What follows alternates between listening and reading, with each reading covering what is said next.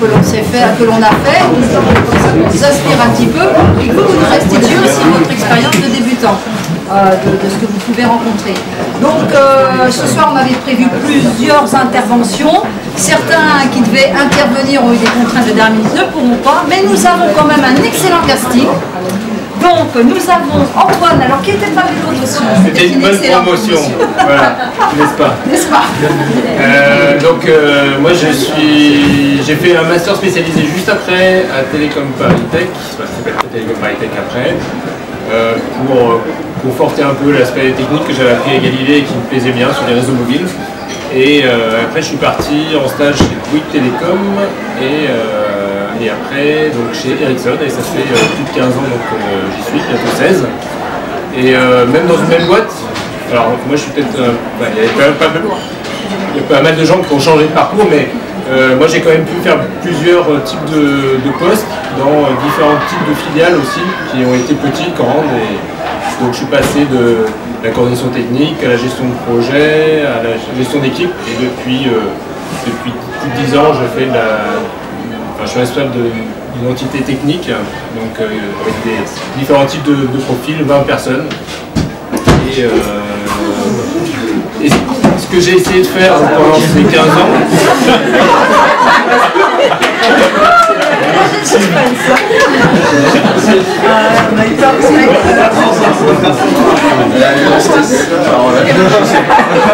j'ai essayé de faire, c'est garder contact avec le réseau. Vraiment c'était important. Je me suis investi déjà dans le B2 à l'époque de Galilée, après dans l'association des anciens, et ça m'a apporté vraiment beaucoup pour apprendre à travailler en groupe, à gérer des activités et après de bâtir moi-même mon activité chez Ericsson. Ça m'a servi à ça, ça a servi également à construire un réseau, et on est 4 là chez Ericsson, et c'est par contact qu'on a pu se retrouver finalement dans la même boîte. C'est vraiment le réseau qui a permis ça. Donc je vous invite à rentrer, enfin si vous ne l'êtes pas déjà, mais en tout cas vous intégrer encore plus dans le réseau de l'ancien Galilée. C'est ce coup de bulletin d'adhésion, montre le bien. Pour cette année, ils l'ont. Voilà. Et donc c'est grâce à ce réseau notamment que Claire est chez Ericsson. Claire va vous en parler également de son parcours. Parce que effectivement, le fait d'être dans un réseau d'anciens, ça permet aussi d'avoir un carnet d'adresses.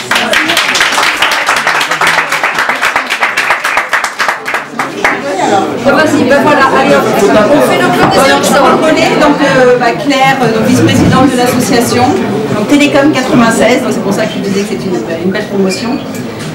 Moi j'ai commencé en fait en faisant mon stage de fin d'études en Angleterre, et à la fin de mon stage chez Alcatel Submarine Networks, je leur ai dit j'aimerais bien rester, ils m'ont dit on veut bien me garder, donc j'ai commencé en fait à travailler à Londres, et au bout de 2 ans je suis rentrée en France, donc j'étais à la R&D, je suis passée de la R&D donc télécom optique à l'industrialisation, et là c'était plus l'interface entre justement la R&D et la production, et ça pendant quelques années, et puis comme moi j'ai un peu la bougeotte et que j'aime apprendre des nouvelles choses, je suis passée après à la supply chain, où là c'est plus tout ce qui est la logistique. Alors c'était plus côté déjà là référentiel et catalogue client. En fait, j'étais vraiment le responsable de l'équipe, donc qui traduisait en fait les commandes clients, que le client il demande une configuration, mais il ne se pose pas la question de savoir ce qu'il y a derrière.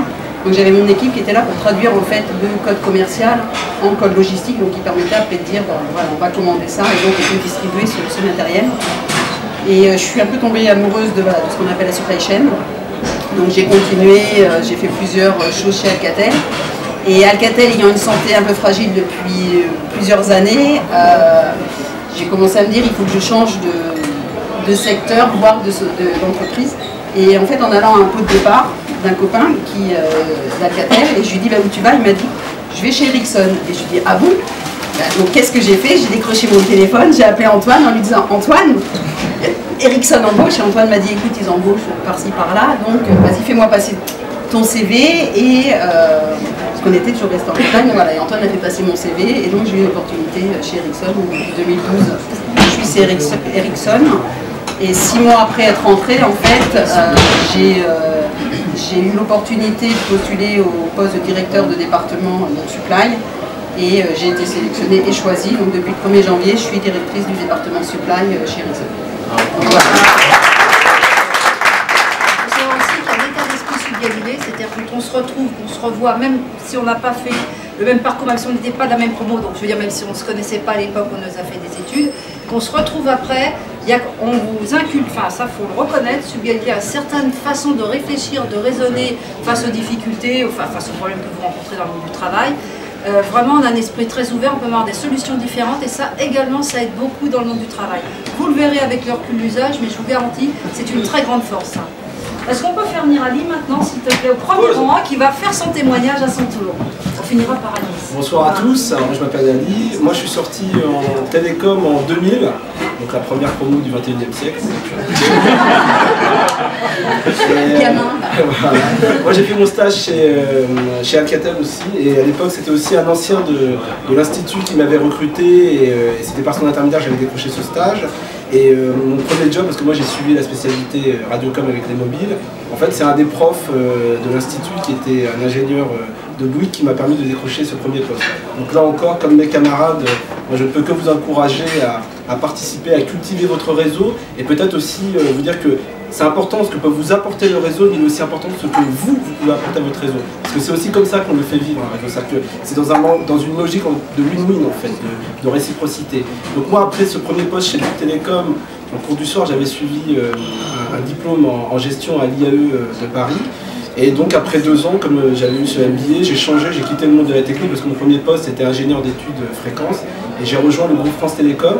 D'abord comme responsable du programme GSM UMTS, ça consistait à piloter le déploiement du réseau GSM et UMTS sur l'île de France. J'ai piloté notamment l'ouverture du réseau 3G en 2004, le réseau Edge. Ensuite j'ai rejoint la maison mère à la direction du marché entreprise. Et là je suis devenu ingénieur d'affaires, donc là j'ai basculé dans le côté obscur de l'argent. Et puis comme ça ne me suffisait pas, mon dernier poste avant de faire ma prépa pour intégrer l'ENA, c'était responsable du marketing opérationnel, toujours sur le secteur du marché industriel.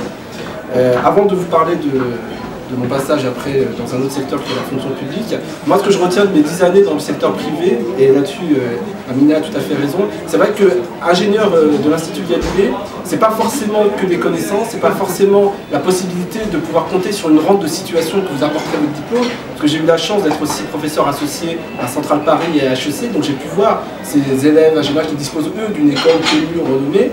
Moi ce que je retiens de ces élèves-là par rapport à nous, c'est pas un déficit de compétences, on n'a pas à rougir, mais c'est vrai que ce qu'il faut que vous cultiviez comme eux, c'est entre guillemets une capacité à envisager l'avenir. C'est-à-dire que vraiment, ne doutez rien. L'avantage qu'il y a quand on rêve, c'est qu'on peut rêver grand, donc vous en privez pas. Rêvez en Technicolor, en son THX, de boule stéréo, etc.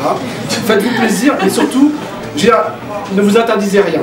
Ne cultivez pas entre guillemets un complexe d'infériorité, parce qu'il n'y a pas lieu d'être. Moi j'ai travaillé avec des dizaines et des dizaines d'ingénieurs dans ma vie. En plus, vous allez vous rendre compte rapidement que plus vous allez avancer dans votre cursus professionnel, plus votre formation d'origine n'est pas réellement importante. Ce qui compte, c'est pas tant ce que vous avez appris, mais comment vous l'avez appris et surtout votre capacité à travailler en équipe. Et c'est vrai qu'à l'Institut, il y a une culture, c'est l'environnement de Paris 13, cette diversité culturelle, sociale, qui elle est extrêmement importante quand on travaille dans des secteurs innovants comme les nôtres. Et donc, cette aptitude, moi j'ai pu encore la mettre en application quand j'ai passé le concours d'entrée de l'ENA, où les disciplines n'étaient pas enseignées à l'Institut, puisque c'est du droit, c'est de l'économie, des finances publiques, plein de choses absolument ignobles. Mais voilà, ça permet, en gardant une aptitude, de pouvoir passer le concours, parce que j'ai appris mes études, j'avais quand même 34 ans, donc déjà j'étais pas très brillant à 20, mais alors à 34, c'était encore, il y a eu un effet de dégradation. Mais bon voilà, après j'ai basculé. Je suis rentré à l'ENA, j'ai fait des stages à la Commission européenne, j'ai fait des stages auprès du préfet du Val-de-Marne.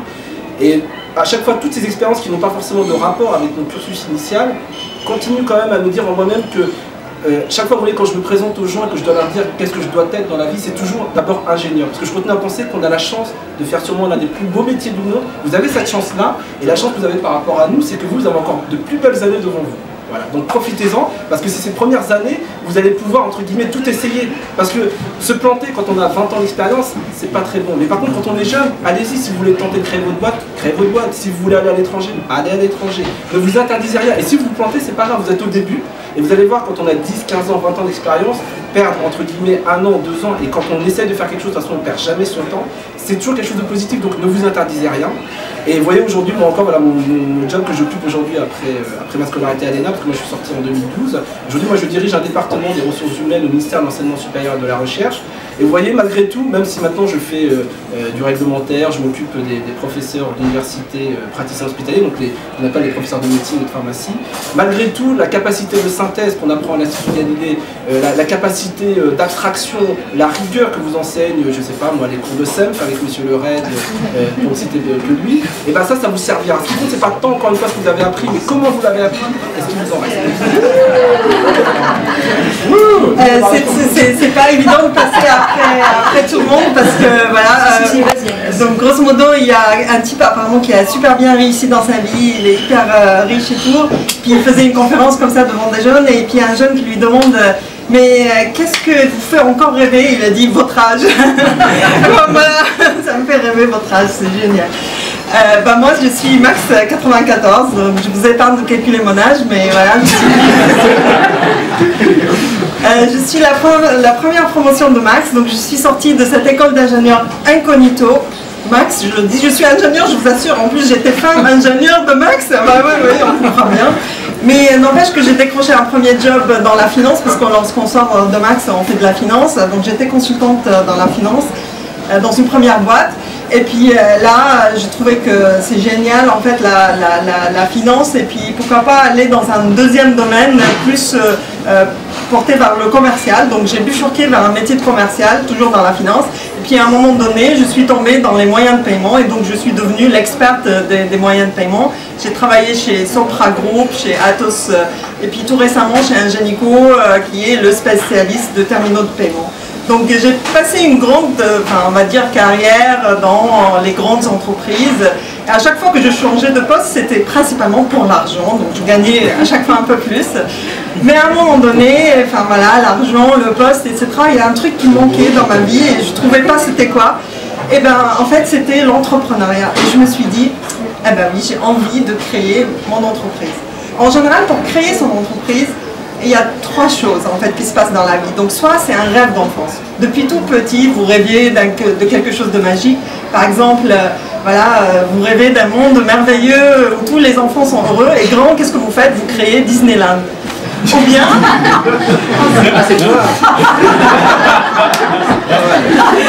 Ou bien tout simplement, par exemple, marié, premier enfant, premier job, et puis pas de solution de garde d'enfant, qu'est-ce qu'on fait? On a une problématique pour laquelle il faut trouver une solution. On trouve un nouveau garde d'enfant hyper innovant, on se lance dans l'entrepreneuriat. Ou bien, tout simplement, on est un génie, on a trouvé l'idée géniale du siècle, on va révolutionner le transport, la communication, et on crée une entreprise. Donc grosso modo, moi, c'est pas un rêve d'enfance. Et puis je suis pas un génie non plus, même si je sors de Max. Donc, et c'était, en fait, un jour, je me suis dit, il y en a marre. Il y en a marre que Google, Facebook, Twitter utilisent mes données, fassent de l'argent, et pas moi. Ce sont mes données, alors j'aimerais bien devenir riche avec mes données. Et donc l'idée est partie de là, il y en a marre. Et qu'est-ce qu'on fait lorsqu'on en a marre? On crée une entreprise qui s'appelle Datanous, et son objectif, c'est de dire chacun d'entre nous va collecter ses propres données, nos données qui nous appartiennent. On va les collecter, on va les analyser, on va comprendre qui nous sommes, et puis à un moment donné, on va les monétiser. Oui, on va devenir tous riches avec nos données. Voilà la devise de Datanous. Donc c'était un projet un peu fou. On est parti il y a 1 an et demi maintenant. J'ai contacté Herminia un jour, en novembre, où un jour je participais à un concours et j'avais besoin qu'il y a des gens qui votent pour moi et qui disent oui, c'est génial ce projet, on y croit. Alors ma directrice de communication, elle m'a dit tu sors d'une école quand même. Et là, tout d'un coup, un grand trou. Ça fait 20 ans que je n'ai pas rentré en contact avec mon école et j'appelle Herminia, elle m'accueille avec grands bras ouverts, elle me dit mais bien sûr, viens. Et puis elle m'a présenté aux étudiants, elle m'a permis de communiquer. Et ça, je le remercie. Et ce jour-là, on a tous voté pour toi. donc grosso modo, Les anciens aussi, on voit ça. merci à vous tous, d'ailleurs, je vous remercie. Et puis, depuis ce jour-là, ça y est, j'ai décrété que cette association, j'aimerais bien y adhérer et en plus participer. Et franchement, je suis là. Si vous avez besoin un conseil, si vous avez besoin que je vous pousse dans l'entrepreneuriat, si vous avez envie de travailler dans les données, vous tombez amoureux de Datanos, voilà, un grand bras ouvert chez moi et puis pour être en contact avec vous tous. Voilà, merci.